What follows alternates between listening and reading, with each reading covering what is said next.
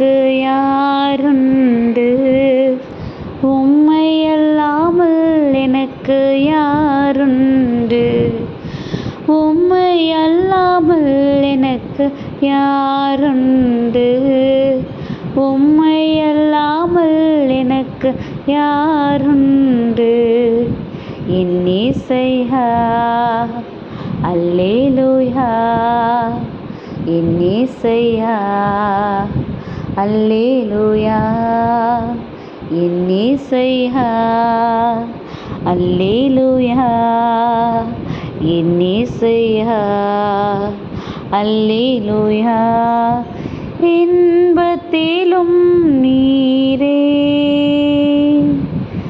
துன்பத்திலும் நீரே, இன்பத்திலும் நீரே, துன்பத்திலும் நீரே.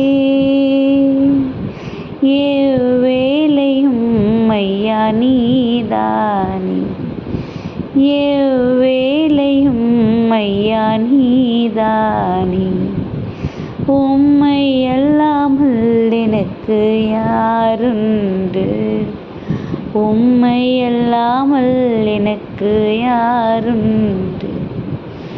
ஹாய் குட்டீஸ், எல்லோரும் எப்படி இருக்கிறீங்க? நல்லா இருக்கீங்களா? ஹாப்பியாக இருக்கீங்களா குட்டீஸ்? அவர் இல்லாமல் நமக்கு யார் இருக்க போகிறாங்க குட்டீஸ்? நம்ம லைஃபோட ஆதாரமே அவர் மட்டும்தான், அப்படி தானே? நம்ம இந்த உலகத்தில் எது இல்லாமல் கூட நம்ம வாழ்ந்துடலாம், நம்மளோட உயிர் மூச்சு இல்லாமல் நம்ம வாழ முடியுமா? நமக்கு உயிர் மூச்சு இல்லைன்னா அதுக்கு பேரே வேறு, அப்படி தானே குட்டீஸ்? அப்போது அந்த உயிர் மூச்சை கொடுத்து நமக்கு இந்த வாழ்க்கையை கொடுத்துருக்கிறது யார்? நம்ம ஏசப்பா, நம்மளுடைய தந்தையாம் கடவுள், அப்படி தானே? அப்போ அவர் இல்லாமல் அந்த லைஃப்பில் நமக்கு எது நிரந்தரமாக இருக்க போகுது? அதுலேயே நம்ம புரிஞ்சுக்கிடணும் குட்டீஸ், இந்த உலகப்புறமான விஷயங்கள் எதுவுமே நிரந்தரம் கிடையாது. அந்த உயிர் மூச்சு நிரந்தரங்கும் போது அந்த உயிர் மூச்சை நமக்காக கொடுத்து அவரை போல நம்மளை வாழ வைத்துட்ருக்கிற நம்ம தந்தை கடவுளின் மகனாகிய ஏசப்பா, இந்த மூவொரு கடவுள் தான் நம்ம லைஃப்க்கு ரொம்பவே முக்கியமானவங்க. இதை நம்ம வாழ்நாள் முழுவதுமாக மறக்கவே கூடாது குட்டீஸ். இன்றைக்கும் பாருங்களேன், ரோமர் 15:13 படியாம், நம்பிக்கையின் தேவன் விசுவாசத்தினால் உண்டாகும் எல்லாவித சந்தோஷத்தினாலும் சமாதானத்தினாலும் உங்களை நிரப்புவாராக அப்படிங்கிற வசனத்தை கொடுத்துருக்குறாங்க.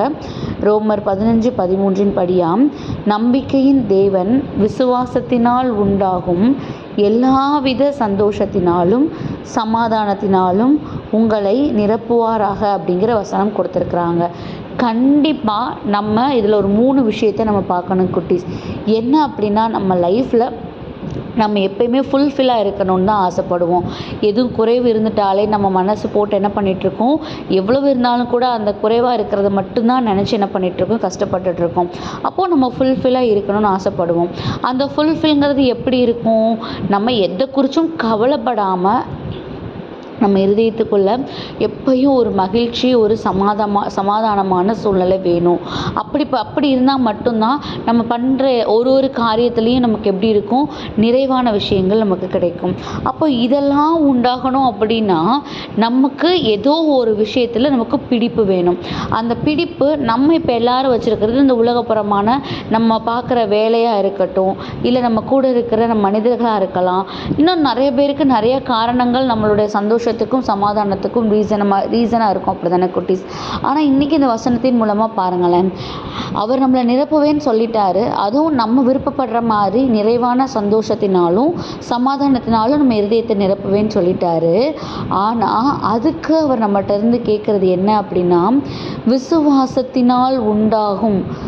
என்னதான் அது? அவ்வளோ பெரிய ஹோப் நமக்கு வேணும். இந்த உலகப்புறமான பிடிப்பை தாண்டிலும் நம்ம நம்பிக்கையின் தேவனாகிய அவர் மேலே நம்ம ஒரு ஆழ்ந்த ஒரு பற்று, ஒரு ஹோப்போடு நம்ம இருக்கிறோம் அப்படின்னா கண்டிப்பாக நம்ம லைஃப்பை எப்பயுமே நிறைவாகவும் சந்தோஷமாகவும் சமாதானம் உடையதாகவும் ஏசப்பா நமக்கு கொடுப்பாங்களாம் குட்டீஸ். ஸோ இந்த நாளில் நம்ம தெரிஞ்சுக்க வேண்டியது, சூழ்நிலைகள் எதுவாக இருந்தாலும் கூட அந்த சூழ்நிலைகளை கடந்து பண்ணுகிற தேவன் நம்மளோட இருக்கிறாங்கங்கிற ஒரு ஆழ்ந்த விசுவாசத்தோட நம்ம அந்த காரியத்தை எடுத்து பண்ணுவோம். அந்த காரியத்தில் அவர் கொடுக்குற நிறைவு நம்ம இருதயத்துக்கு தேவையான நிறைவான சந்தோஷத்தையும் சமாதானத்தையும் எப்பயுமே உண்டு பண்ணும் குட்டீஸ். ஸோ இந்த நாளில் ஏசப்பா அப்படிப்பட்ட சந்தோஷத்தையும் சமாதானத்தையும் நான் பெற்று நிறைவாக இருக்கணுங்கிறதுக்காக என் இருதயத்தை நான் முழுவதுமாக உங்களோட இருதயத்தோடு நான் என்ன பண்ணிக்கிறேன், ஒப்பு கொடுக்குறேன். நீங்கள் என் கூட இருந்து என்னை பலப்படுத்துங்க, நீங்கள் என் கூட இருந்து என்னை வழி நடத்துங்கன்னு நம்மளோட இருதயத்தை ஒப்பு கொடுப்போம்.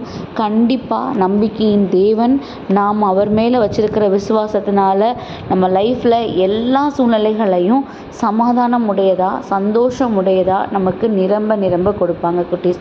ஸோ அதுக்காக ஏசப்பாட்ட ஒப்பு கொடுத்து ப்ரேயர் பண்ணுவோமா? அன்பான ஆண்டவரே, இந்த நேரத்திற்காக நன்றியப்பா.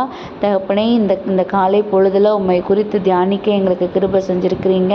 உம்முடைய ஆசீர்வாதத்திற்காக உமது இரக்கத்திற்காக நன்றியப்பா. நீர்தாமே எங்களை நிரப்புகிற தேவனாக இருக்கிறீங்க. உம்முடைய சித்தத்தின்படியாக நாங்கள் நிரம்புவதற்கு, உம்முடைய கிருபையின்படியாக நாங்கள் வளர்ந்து வருவதற்கு எங்களை உமது கருவியாக எடுத்து பயன்படுத்துங்க. ஆமீன்.